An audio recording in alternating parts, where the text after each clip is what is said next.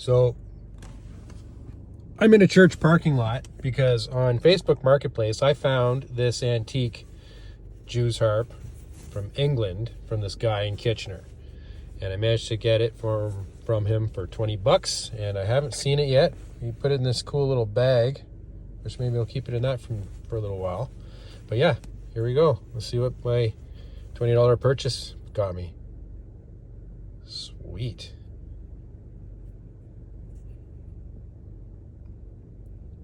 Okay, let's go in for a quick closer look before I got to put my kids to bed. But pretty sure this guy was British too.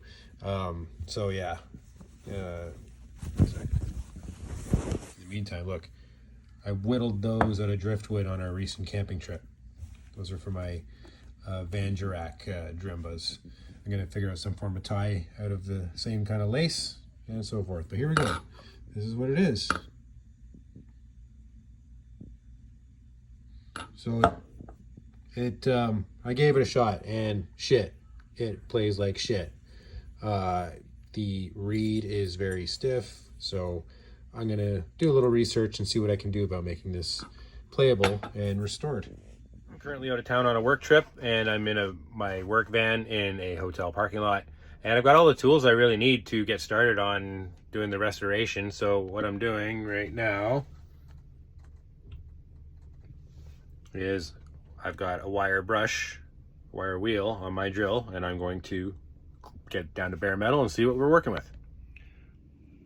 Okay, I wire brushed it as much as I could right now with the reed still in there.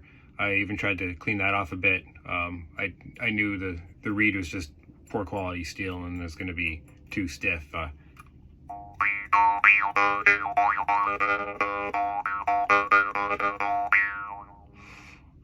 Yeah, it takes significant force to get any sound out of that, really. And but anyway, so it says England on it. I don't know if you can see. And I could have sworn on one of them it said made in, but after getting all the stuff off, I don't know if it did. It must have been a poor cast or something. But anyway, it definitely says England on it, and I think I'm going to pull the reed out and see if I can clean it off a little bit more in some of the nooks and crannies. And my plan is to actually try and make my own reed out of some scrap steel I have back at home. And I'm going to maybe just clean up this frame a little bit and repurpose it for kind of my own instrument. We'll see how that goes. Okay, so the reed's out and I've cleaned it up a little bit with the wire brush. And my next plan of attack is to I feel like this maybe was more of a novelty thing. I don't know if this was maybe supposed to be a real instrument, just because the reed is just so stiff, like it's made of, pretty, like really stiff steel that I don't think was meant to really resonate in any sort of nice way.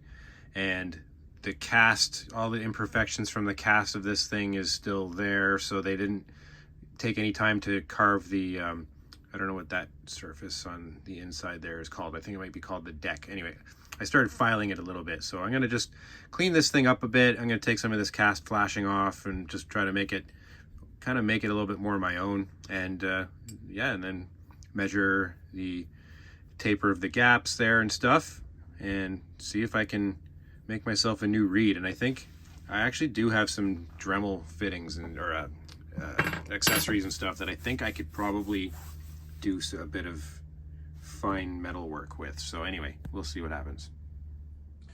In case all you thought I could do was woodworking, well, before I went to school for electrical engineering technology, I almost became a tool and die maker because I took a lot of machine shop class in school. So you should know that a file only cuts in one direction. Hence, no need to go back and forth like such. One of my biggest pet peeves. Anyway, this is kind of soothing. So I like that last scene and I'm going to keep it, but I don't know why I said tool and die maker that way. It's getting late. I ordered some skip the dishes and it's already waiting at my hotel room, but I started to file the inside there to make it a nice sharp edge and smooth it out, and it is starting to feel a bit sharp. So we'll see. It's 7 in the morning and I'm in Kingston waiting for a ferry. So, sitting here working on this. Any chance you get. Not awake yet. I've got 2 coffees on the go. So this is what I do on my day-to-day work. I'm here fixing a leaky rad valve on this transformer. And I would much rather be working on my juice harp, because this whole working for money thing kind of sucks. So it's day 2 of working on this. I just got off work not too long ago, got off the ferry and got back to my hotel, and I'm already hiding in the back of my van in the hotel parking lot to work on this. And I'm realizing that that sounds like a pretty sad existence, but oh well, them's the prices for the gains, I suppose. Anyway, here's where we're at. Here, let me turn my camera around 1 second. Okay, so I have been filing and kind of cleaning up the edge on the inside of the frame there. As you can see, it's kind of, there's the shine.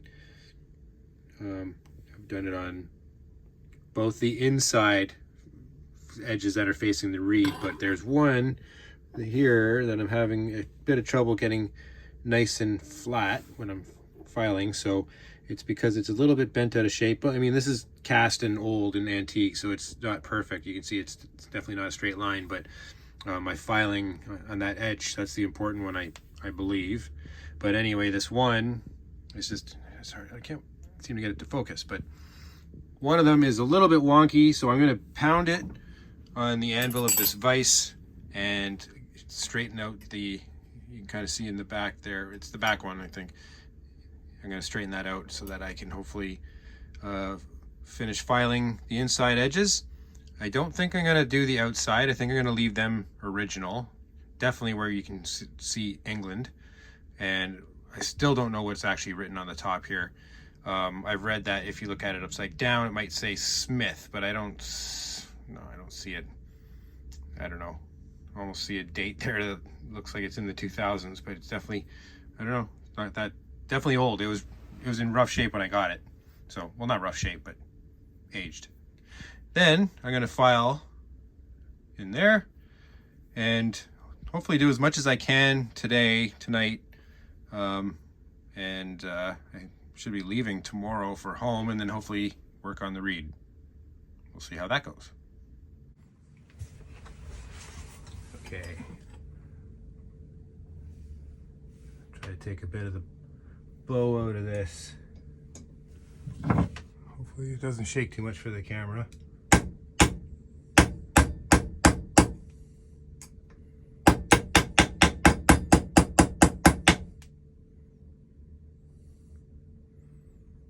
There's a bit of a twist in it too, so I'm going to try and turn that around a bit. I want to get it as final as I possibly can before working on the reed at home. So we'll see. Maybe some channel locks will be better for this, but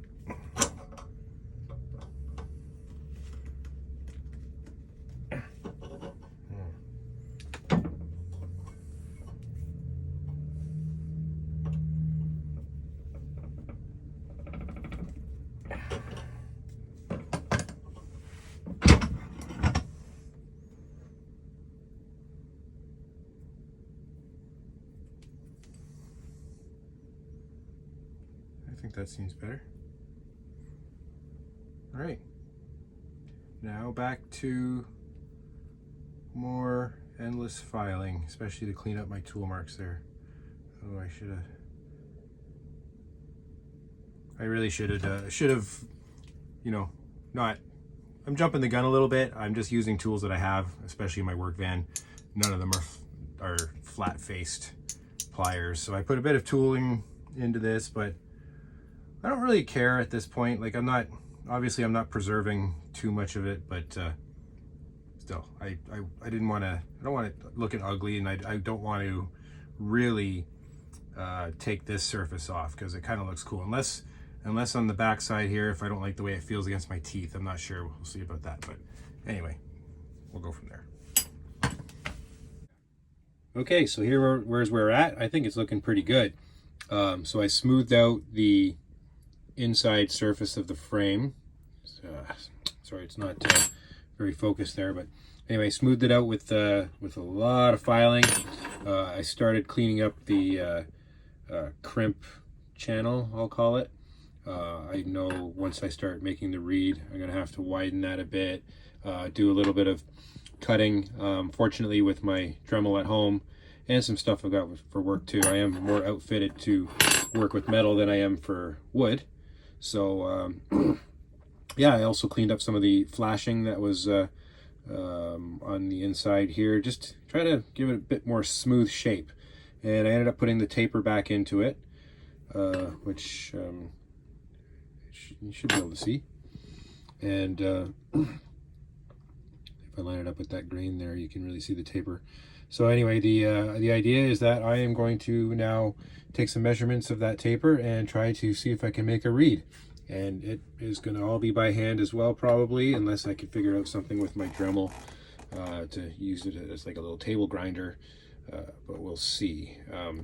Also, I ended up, sorry, these here, I ended up just kind of taking off some of the roughness, but it left a bit of the casting, you can see. So that was, the idea was that it just feels a bit nicer on my teeth, as that's going to be the playing surface there. The rest of it has been filed as much as I possibly can. There's a little bit of pitting from the cast still in some of them, but all in all, it just, I think, ends up leaving a bit of charm to it. Obviously, it has a bit of history now. It's all its imperfections and such, so I think it's pretty cool, and we'll see how it goes.